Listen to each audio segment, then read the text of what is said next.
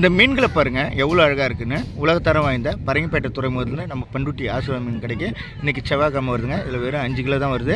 இந்த மீனை தெரியாதவங்களே யாரும் கிடையாது. இந்த மீனோட பேர் நெத்திலி. இந்த மீன் வந்துட்டு ரொம்ப மருத்துவ குணம் உள்ளதுங்க. இதை குழம்பு வச்சு நீங்கள் சாப்பிட்டீங்கன்னா இதில் பேக் பெயின், யாருக்கெல்லாம் பேக் பெயின் இருக்கோ அது சரியாகும்.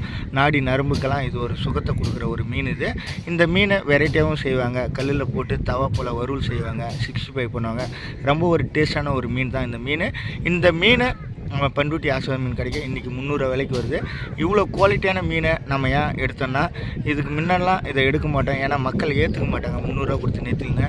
ஆனால் நல்ல பொருள் கிடைக்கிதுன்னா ஒரு இடத்துல அதை வாங்குறதுக்கும் மக்கள் இருப்பாங்க. அந்த மக்களை நம்ம வந்து எப்படி சந்தித்து எப்படி கொடுக்கணுன்றது தான் ஒரு வியாபாரம்.